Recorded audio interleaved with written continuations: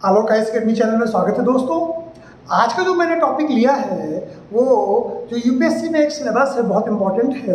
वो internal security को लेकर के है।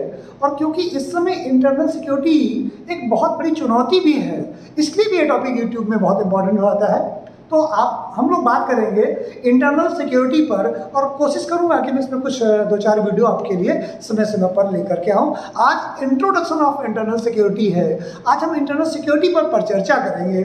देखिए, हम लोग जानते हैं कि सिक्योरिटी को या सुरक्षा को हम दो तरह से बांट सकते हैं, सदियों से रहा है। That is the internal security and external security, आंतरिक सुरक्षा और बाह्य सुरक्षा। तो हमने सिक्योरिटी को दो भागों में बांट लिया, security that is the internal and external security. जो इंटरनल सिक्योरिटी ये हमारा मेन बिंदु है। एक्सटर्नल सिक्योरिटी में ये सेंट्रल गवर्नमेंट का मेन काम आता है, भारत सरकार का। और जो इंटरनल सिक्योरिटी है इसमें स्टेट गवर्नमेंट्स और इंडियन गवर्नमेंट मिल करके उसे कंप्लीट करती हैं। तो हम लोगों ने जाना कि जो सिक्योरिटी है वो दो भागों में बांटी जा सकती है, इंटरनल और एक्सटर्नल सिक्योरिटी। और जो इंटरनल सिक्योरिटी है, वो जो आंतरिक सुरक्षा है, बेसिकली वो है क्या? आंतरिक सुरक्षा को अगर देखें तो विद इन द बॉर्डर्स, राज्य के अंदर की जो हम सुरक्षा को मेंटेन करते हैं, that is the internal security, आंतरिक सुरक्षा। भारत एक राष्ट्र है, उसके अंदर की जितनी सुरक्षाएं हम मेंटेन करते हैं वो सबके सब इंटरनल सिक्योरिटी में आती हैं। और इसमें होता क्या है, पीस और लॉ एंड ऑर्डर को मेंटेन करना होता है। यानी जो भारत राष्ट्र के अंदर लॉ एंड ऑर्डर को मेंटेन करे, शांति व्यवस्था को कायम रखे, कानून व्यवस्था को कायम रखे, वह इंटरनल सिक्योरिटी के अंतर्गत या आंतरिक सुरक्षा के अंतर्गत आता है। जो इंटरनल सिक्योरिटी है, जब से राष्ट्र राज्य की परिकल्पना आई, जब से राष्ट्र बने, तब से इंटरनल सिक्योरिटी एक राष्ट्र के लिए या राष्ट्रों के लिए चुनौती के रूप में हमेशा रहती है। इंटरनल सिक्योरिटी जो है वो और क्या करती है, सोवरेनिटी को, जो इंटरनल सोवरेनिटी है, एक्चुअली अगर आप देखेंगे तो सोवरेनिटी शब्द या संप्रभुता शब्द आमतौर पर मिलता है, बट जो इंटरनल सिक्योरिटी में एक नए टर्म के रूप में हम जानते हैं, that is the new term is internal sovereignty. आंतरिक संप्रभुता को भी हम इंटरनल सिक्योरिटी से मेंटेन करते हैं।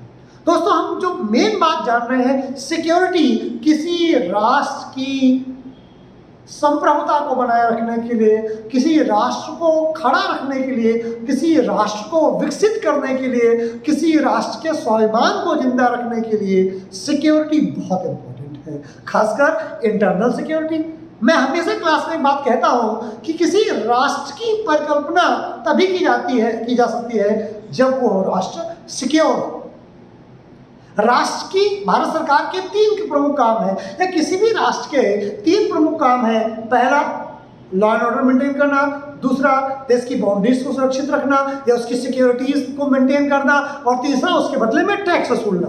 अब अगर हम देखें कि जो देश की बाउंड्रीज को सुरक्षित रखना या देश को सुरक्षित रखना, ये सरकार के 3 कामों में आता है। पहला, लॉ एंड ऑर्डर मेंटेन करना, जो इंटरनल सिक्योरिटी में आएगा। देश की बाउंड्रीज को सुरक्षित रखना, जो कि एक्सटर्नल सिक्योरिटी में आएगा। और इन दोनों के बदले में राष्ट्र आपसे टैक्स वसूल करता है। ये इसका 3 प्रमुख काम सदियों से रहे हैं।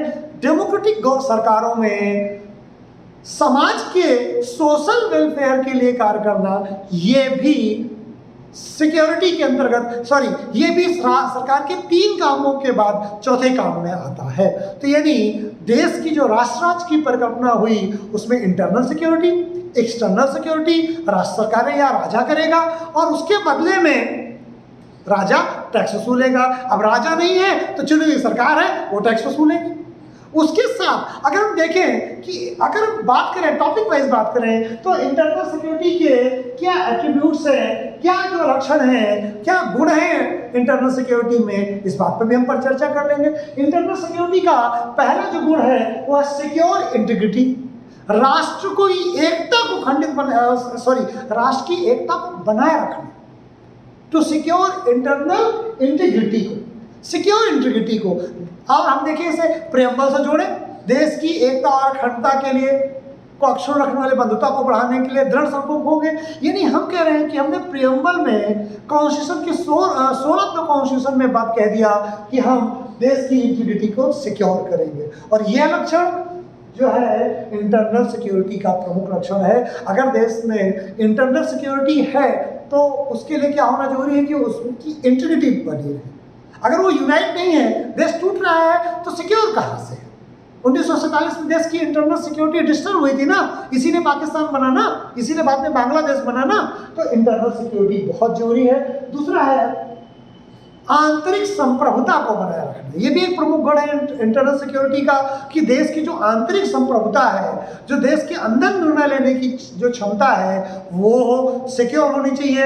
ये नहीं कि कोई भी जो वर्क ग्रुप है, कोई भी लॉ एंड ऑर्डर को डिस्टर्ब करने ग्रुप है, जैसे कि नक्सलाइट है या टेररिस्ट है, वो निर्णय करें कि देश के अंदर क्या कानून लागू होगा, देश कैसे चलेगा।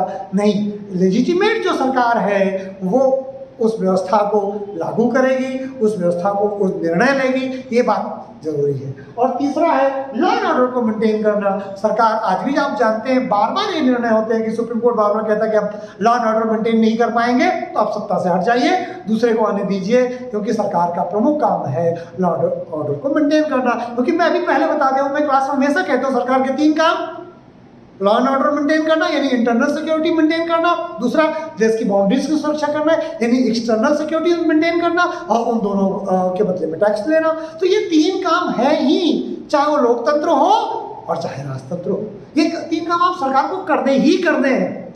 उसके बाद बात करते हैं rule of law. Rule of law को लागू करना। रूल ऑफ लॉ जो है, या तो गवर्नमेंट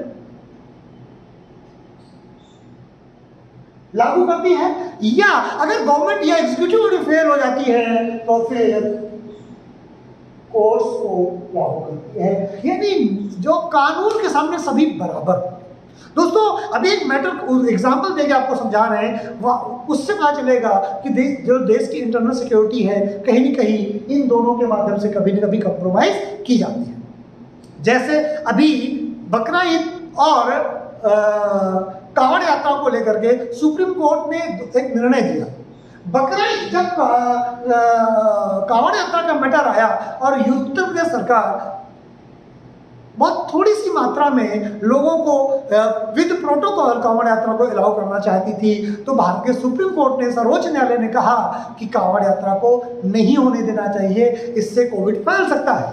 लेकिन जब केरल सरकार ने बकरा ईद में 3 दिनों तक मार्केट को खोलने की बात कही, तो सुप्रीम कोर्ट ने यथा समय रहते हुए, सुप्रीम कोर्ट ने उनको भी फटकार लगाई, लेकिन तब तक 3 दिन का समय निकल चुका था। तो फटकार लगाने से क्या होता है, कांवड़ यात्रा भी हो जाने देने चाहिए था, फिर उसके बाद उसे सरकार को जो कहना था कह लेना चाहिए था। तो कहीं न कहीं पर इस देश के बहुसंख्यक लोगों को ये महसूस होता है कि गवर्नमेंट, क्योंकि राज्य सरकार, वहाँ की राज्य सरकार ने कहीं न कहीं पर क्या किया, रूल ऑफ लॉ के तहत काम नहीं किया। हिंदुओं के लिए दूसरा नियम, मुसलमानों के लिए दूसरा नियम। तो रूल ऑफ लॉ लागू ऐसे नहीं करना चाहिए। ये कहीं न कहीं एक देश में 2 कानून लागू होने की परंपरा को प्रारंभ नहीं करना चाहिए, या अगर वो परंपरा चल रही है तो उस परंपरा को तोड़ा जाना चाहिए। ये देश की इंटरनल सिक्योरिटी के लिए, आंतरिक सुरक्षा के लिए भी बहुत ज़्यादा नुकसानदायक है। इसलिए कभी भी देश की इंटरनल सिक्योरिटी से ना तो सरकारों को और ना ही न्यायालयों को कॉम्प्रोमाइज करना चाहिए। अगले आते हैं कम्युनल हार्मनी। इसी से जुड़ा हुआ है, अगर रूल ऑफ लॉ को नहीं माना जाएगा ढंग से, तो निश्चित बात है कम्युनल डिससेटिस्फेक्शन होगा, 2 धर्मों के बीच में असंतोष आएगा। हिंदुओं को लगता है हमारे साथ ही हमेशा गड़बड़, कोई भी चाहे पेटा हो, चाहे कोई न्यायालय हो, कोई तमिलनाडु में वो जानवरों वाला खेल, तो सुप्रीम कोर्ट आ जाएगा। अभी ये मैटर है क्या बोलते हैं कांवड़ यात्रा का, तो सुप्रीम कोर्ट ने निर्णय दिया, इट्स गुड, सुप्रीम कोर्ट ने कहा सबको मानना ही है। लेकिन सुप्रीम कोर्ट ने फिर केरल वाले मैटर में समय रहते निर्णय नहीं दिया। इससे हिंदुओं के अंदर असंतोष आता है और वो आगे चलकर कम्युनल हार्मनी को डिस्टर्ब करता है। यानी अगर सरकार और न्यायालय अपने रूल ऑफ लॉ को लागू करने में फेल होते हैं, सरकार वोट बैंक के लिए ठीक है कभी कभी गड़बड़ करती है, तो क्या न्यायालय भी ऐसा करेगा? ऐसे बहुत सारे उदाहरण आते हैं जहां एक इस देश के जो बहुमत है उसको लगता है कि न्यायालय भी कहीं न कहीं पर वो इस देश के बहुमत के खिलाफ निर्णय करता है नहीं करता, ये लॉजिकल बात हम न्यायालय पर छोड़ते हैं, आप पर छोड़ते हैं। लेकिन इस देश में जो संदेश जाता है, जो संदेश दिया जाता है वो यही दिया जाता है कि इस देश के अल्पसंख्यकों को रूल ऑफ लॉ में विशेष प्रिविलेज है इस देश के बहुसंख्यकों के लिए, और यह कम्युनल हार्मनी के लिए भी बहुत नुकसानदायक है। और इस देश में अगर रूल ऑफ लॉ प्रॉपर नहीं लागू होगा या लागू हो तो वे दिखेगा नहीं, और उससे कम्युनल हार्मनी डिस्टर्ब होगी, इससे फिर लॉ एंड ऑर्डर डिस्टर्ब होगा, और अगर और इससे क्या होगा, देश की जो इंटीग्रिटी है और देश की जो इंटरनल सोवरेनिटी है ये प्रभावित होगी। अगर ये लास्ट के CDE लागू नहीं होते हैं तो A और B प्रभावित होगा, अगर ये पांचों प्रभावित होते हैं तो देश की आंतरिक सुरक्षा कंप्रोमाइज करेगी, खतरे में पड़ेगी। तो दोस्तों, सरकार का, न्यायालय का ये कर्तव्य है कि वह इंटरनल सिक्योरिटी को मेंटेन रखे। इंटरनल सिक्योरिटी को मेंटेन करने के लिए रूल ऑफ लॉ को लागू करना पड़ेगा। रूल ऑफ लॉ अगर प्रॉपर लागू होते हुए नहीं दिखाई देगा तो कम्युनल हार्मोनी डिस्टर्ब होगी, सांप्रदायिक सद्भाव नकारात्मक रूप से प्रभावित होगा, और उसका परिणाम लॉ एंड ऑर्डर के डिस्टर्ब होने के रूप में आएगा, और उसका परिणाम इंटरनल सिक्योरिटी और इंटीग्रिटी पर, देश की एकता और अखंडता पर भी नकारात्मक प्रभाव पड़ेगा। तो दोस्तों, इंटरनल सिक्योरिटी आपने देखा होगा बहुत सारी चीज़ों से जुड़ी हुई व्यवस्था है।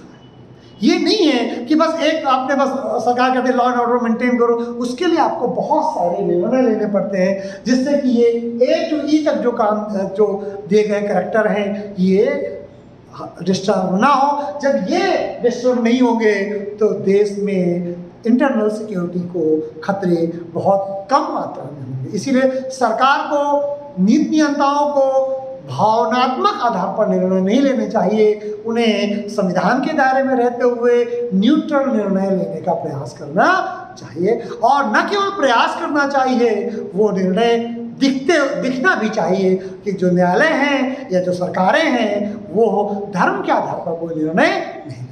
दोस्तों, आज मैंने इंटरनल सिक्योरिटी का एक छोटा सा बिंदु लिया है और जिसको मैंने डिस्कस करने का प्रयास किया है। उम्मीद है कि आपको ये टॉपिक समझ में आया होगा, जो करंट से भी रिलेटेड है और इंडियन कॉन्स्टिट्यूशन और लॉ से भी रिलेटेड है। उम्मीद है कि मेरा प्रयास आपको समझ में आया होगा। अगर ये वीडियो आपको पसंद आए, लाइक करें, सब्सक्राइब करें, शेयर अवश्य करें, और मेरे चैनल में जाकर के कमेंट करें, और इस चैनल से लगातार जुड़े रहें, जिससे आपको मैं बेहतर से बेहतर वीडियो आप तक उपलब्ध कराता रहूं। आज मैं अपना वीडियो यही समाप्त करता हूं। नमस्कार, जय हिंद, जय भारत।